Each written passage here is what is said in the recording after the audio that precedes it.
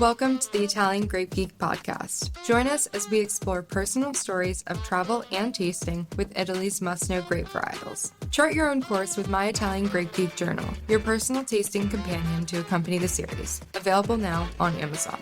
With thanks to Colangelo and Partners for their generous support with this project. The Italian Wine Podcast is the community-driven platform for Italian wine geeks around the world. Support the show by donating at ItalianWinePodcast.com. Donate €5 or more and we'll send you a copy of our latest book, My Italian Grape Geek Journal, absolutely free. To get your free copy of My Italian Grape Geek Journal, click Support Us at ItalianWinePodcast.com or wherever you get your pods. Grazie mille. Hi, everybody. My name is Scott Thomas, and welcome to the Grape Geek podcast on the Italian Wine Podcast. And today we are covering multiple grape varieties throughout the Italian peninsula, including Aglianico, Albana, Albarossa, Aglianico, and Ansonica. And so we will travel from north to south, to east to west, from island grapes to grapes that are grown on the mainland. But first, a little bit about me. I have an extensive 20-year career in the wine industry. I am considered a wine culturist, a wine educator, and a sommelier. I am the founder of Grappolo Wine School here in Denver, Colorado, which I offer immersive travel, wine education through events, both private, corporate, industry training, and structured courses, including Vinitaly International's Italian Wine Maestro certification, which I'm one of few educators in the United States. I'm also an Italian wine ambassador since 2022, and quickly thereafter became one of Vinitaly International's educators, you could say. I also lived in Italy for a couple years, from 2018 through 2020, as I obtained a master's degree at Slow Foods University of Gastronomic Sciences. There, my master's is in wine culture and communication. And I also spent 6 months in Tuscany in the vineyards of Chianti Classico, getting my hands dirty and really learning all about the process of grape growing, Sangiovese, and vinification. So most of my history, recent history, has been involved in and around Italian wine. And I love to share the passion of it, and I love to provide Italian wine education. So follow me on this journey today as we go through these 5 grapes. And we start first with Aglianico. Aglianico can be considered one of Italy's 3 great grape varieties. It is certainly one of the most important red grape of Campania and Basilicata. It is the most widely planted red grape also in Campania, covering 35% of the vineyard area, and in Basilicata covers 55% of the vineyard area. It is the 9th most planted red in Italy, covering close to 10,000 hectares. Of that, 70% are in Campania and 25% in Basilicata. Aglianico is included in 20 important DOPs or DOCs, and 16 IGP between Campania, Basilicata, Puglia, and Molise. But the most notable, of course, are in Campania and Basilicata, including Torasi, DOCG, Taburno, DOCG, and Volterra, DOC, and Volterra Superiore. But of course, there are a number of wines made under the IGT and Irpinia DOC and Cilento DOC in Campania. So primarily, this grape is grown in the more mountainous and areas of Campania and Basilicata with more continental climates. And the styles include everything from still red wine, sparkling, and even sweet.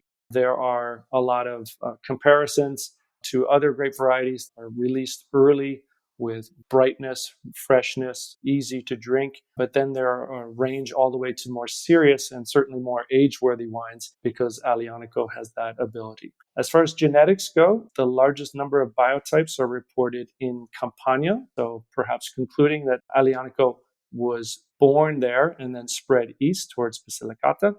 And it has genetic relationships to Syrah, Touraglico, Lagrein, and Pinot Noir. The 1500s was the first mention of this grape through ownership documents, although there's speculation that Aglianico is much older than this, dating back to Roman times. The name Aglianico probably stems from the word llano, or in Spanish that translates to plain, is a Spanish word, likely because this area was ruled by the Kingdom of Spain during the 15th and 16th centuries. There's no genetic links to any Greek varieties. There have been many tried to connect the Aglianico grape to that time during Greek arrival to Campania, since it was part of Magna Grecia, but no connections have been formally made to those historic grape varieties during Greek times. Characteristics of Aglianico are late ripening. It ripens late in October and early November. In fact, it is considered one of the, or if not the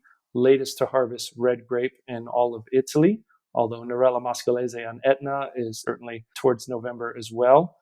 The grapes themselves are small, they're thick-skinned berries that yield tannic wines with very, very dark color, and the skins are so thick that they are good to reduce botrytis. In addition, the Aglianico grape can be blended with other varieties to help soften its approach, including Piedirosso, Primitivo, and Montepulciano. There are a lot of comparisons to Aglianico grape to Nebbiolo, for instance, and Aglianicos are often called Barolo of the South for a number of traits that they share, including the high acidity, high tannin, long-lived and extremely age-worthy, and a tremendous amount of aromatic potential, and also not showing too much aromatics in their youth. But there is a high level of bound terpenes found mostly in the Torazi area, where florals of roses are released through fermentation, and occasionally furaniol, which is the aromatic compound which exhibits strawberry aromas,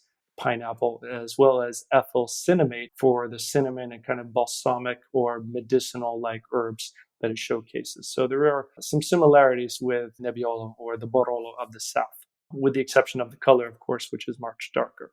There are 3 biotypes of Aglianico which are associated with the areas in which they are grown specifically. And if you know, a biotype is a grape variety that has the exact DNA and genetic makeup, although the variety has mutated and kind of morphed over time to showcase and to adapt to the particular environment in which it's grown. So the 3 biotypes that are referred in Aglianico are Aglianico di Torazi, Aglianico del Tarbuno, and Aglianico del Voltere. And each one of these has somewhat of a different characteristics. Of them, Torazi and Campania can be considered the most floral and flinty, exhibiting lots of red rose and sour cherry. In Taburno, which is the coolest and the most rainy of these areas, these wines tend to have lifted acidity and a slightly lighter framed with notes of leather, tobacco, and kind of herbaceousness. And in Basilicata, in the region of Voltere, these wines are beefed up, I guess you could say, Aglianico Intenso. These wines are darker, more concentrated, more volume. Everything is turned up. So with violets, red rose, minerals, plum, black fruit, with an aggressive amount of tannin. Now, the keys to quality of Aglianico in the vineyard, and many producers are now practicing this in modern times, are green harvests, so the skins can develop proper polymerization and ripeness of the polyphenols and a higher amount of anthocyanins, and sufficient hang time, which allows the skins to develop and become riper. They do this to kind of lessen the green elements that can occur if the wines are harvested a bit too early, and pyrazines would be the result of that, which is kind of the greenness of the green notes. Also, producers are removing of grape pips so that they can have kind of lessen the tannins, so to speak, because the tannin can be quite harsh in the seeds themselves, and regularity of pump overs and careful cap management, which is really critical in the final style. Lastly, many producers are enjoying the use of barrique aging, which can be used to kind of soften the tannin and help amplify the color and the aromatic complexity. Of these 3 biotypes, these 3 regions, Torazi, Taburno, and Voltere, they all have different aging requirements written in the Disciplinaria, are the set of rules that govern the DOC. In Torazi, can be blended with a minimum of 85% Aglianico and can be blended with other grapes, mainly Piedirosso. must be aged for 3 years, including 1 year in a barrel. And if it's a Reserva, aged for 4 years with 18 months in barrel. In Taburno, which is in the Benevento area, Campania, in the most northerly area, these wines must age for at least 2 years, with Reserva 3 years, including 12 months in the barrel. And Voltere, there are two different appellations. There are Aglianico del Voltere DOC and Aglianico del Voltere Superiore. Voltere has to be aged for 9 months, whereas the Superiore, of course, is longer with 36 months. Are you enjoying this podcast?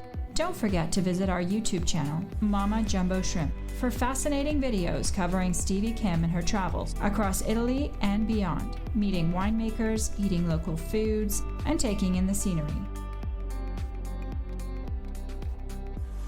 Now, back to the show. Going a little bit deeper into the specific DOCs and regions of Turasi, this is essentially the Apennine foothills. It's bisected by the Calore River. There are roughly 400 hectares under vines. It's an extremely heterogeneous landscape with high altitude and calcareous clay soils. The average rainfall here is about 930 millimeters, which gives it an extreme kind of continental climate as well, with large diurnal shifts. And as I mentioned earlier, these wines tend to have more floral qualities to them, with the red rose, sour cherry, really classic Aglianico, with also kind of broad-shouldered, if you will. In the Taburno region, these wines are considered Aglianico Amaro. And on this reference, Amaro doesn't mean bitter, but it's actually referred to the higher acid levels because this region is quite cooler and more rainy. These wines tend to be more herbal, have more tobacco, underbrush, and Monte Taburno, which is a limestone massif, really helps elevate that acidity as well. Voltere, in the northern end of Basilicata.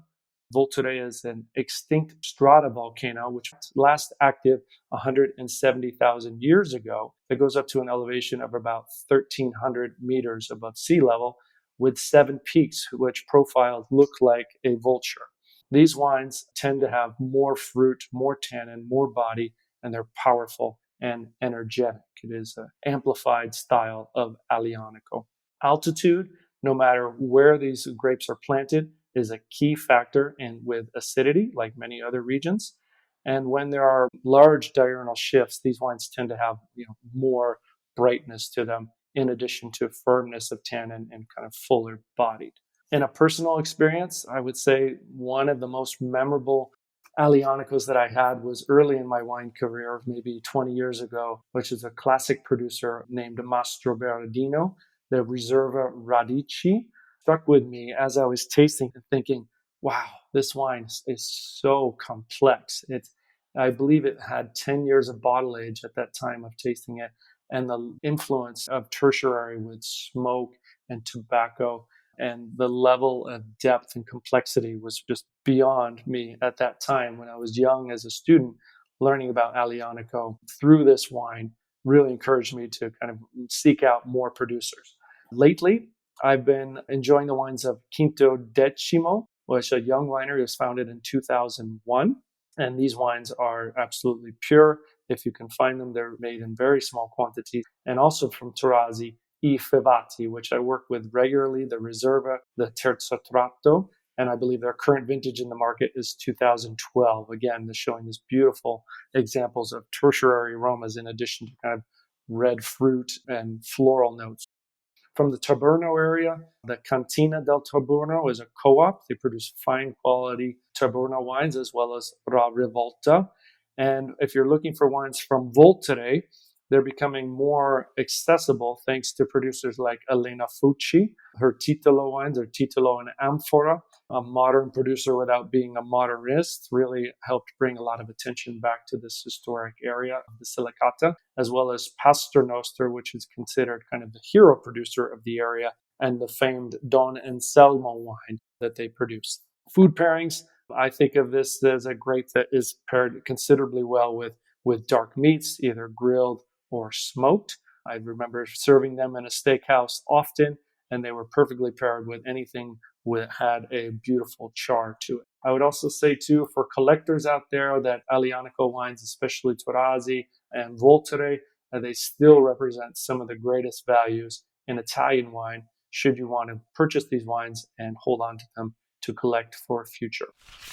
Next, we travel to Emilia-Romagna to study the grape Albana. This is a true Romagnolo variety, being that it is basically only planted the south of Bologna in the provinces of Rimini, Ravenna, and Flori, where the mountains and the hills are closer to the sea, as the Apennines tend to fade towards the south and east in Emilia-Romagna. The name Albana could come from two possible origins, from the Colli Albani, which is in Romagna, but the more accepted theory is the word alba, which is the root word, the Latin word for dawn or for white, because these berries occasionally are translucent when close to being ripe. This grape variety, Albana, is documented back to 1303, and it is included in that kind of tannic white grape category in Italy, which we know there are several,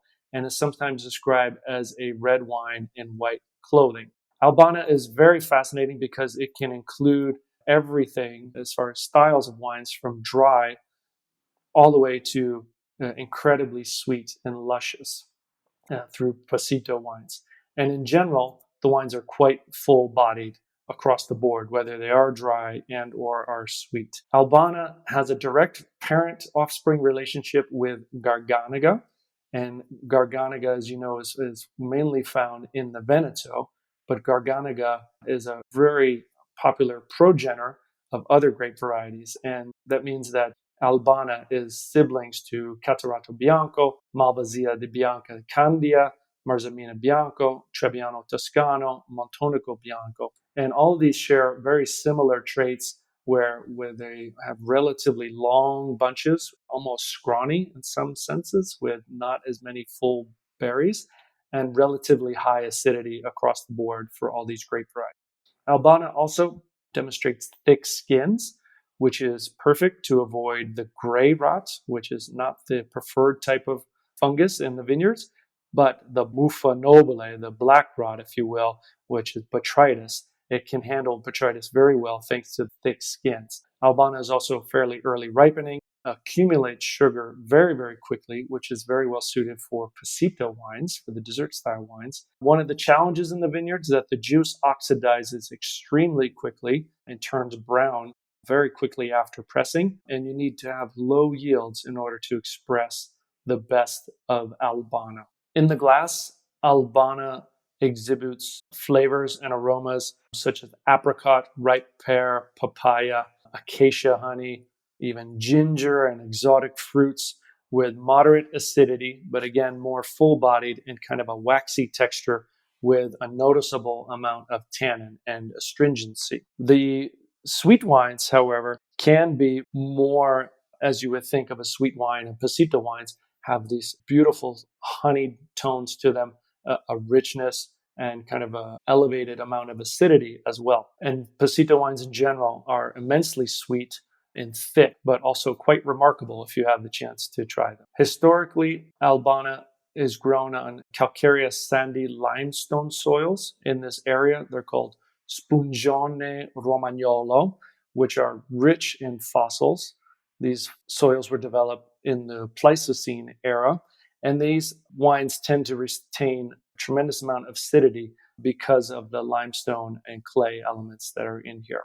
Regarding the styles of wines of Albana, they can be, again, everything from bone dry all the way to Passito. And if labeled Passito Riserva, there must be some influence of botrytis evident. Some interesting fact about Albana di Romagna, which was called that at the time, was awarded the first white DOCG in 1987. Some would say that is controversial, but today the DOCG is called Romagna Albana, and that changed in 2011. As mentioned earlier, if the wines are labeled Romagna Albana Riserva, they must have some portions of botrytis evidence, and many of the wines from this area can be labeled with sweetness levels on the label themselves, including secco, dolce, or passito. So it will give you some type of indication on the label of the style of wine that's within the bottle. There are also many styles that are underneath the IGT umbrella and wines that don't necessarily give you an indication of where they are from. However, with investigation, I know you will be pleasantly pleased if you find an 100% Albana wine, especially the dry styles of wine from the region. To note, there is one Grand Cru town of Bertinone where these dry styles of Albana are really thriving at this point in time. Producers that I've had really intimate and amazing experiences with are Tremonti and Villa Papiano. Both of these wines I found while a student at the University of Gastronomic Science in Pollenzo. And there in Pollenzo, they have this historic wine bank, or it's the wine vault. It's called La Banca del Vino. And here they represent all 20 regions of Italy. They have 300 producer members that contribute wine every single year. And La Banca del Vino kind of holds them for a duration of time and then releases them to the public and offers very special trade tastings. And here, Tremonti and Villa Papiano were the wines that I were struck mostly because of the tannic capabilities of these wines. I don't think I've ever had a tannic white wine prior to that. And this was only 6 years ago. And both of these wines and producer stuck with me of, wow, the complexity of them. It's a wine to really ponder over, you could say.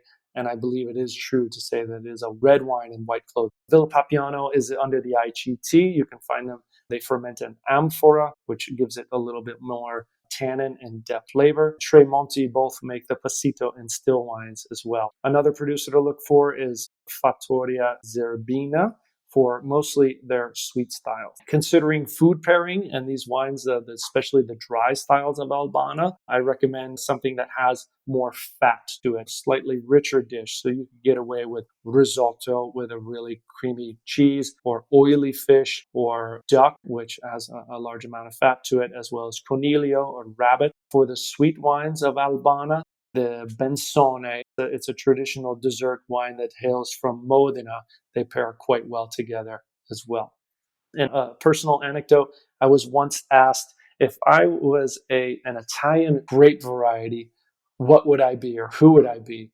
And my answer to that question was Albana, because I can be sweet, I could be occasionally abrasive, and I'm certainly a little bit more obscure sometimes as well. Listen to the Italian Wine Podcast wherever you get your podcasts. We're on SoundCloud, Apple Podcasts, Spotify, Himalaya FM, and more. Don't forget to subscribe and rate the show. If you enjoy listening, please consider donating through ItalianWinePodcast.com. Any amount helps cover equipment, production, and publication costs. Until next time, cin cin.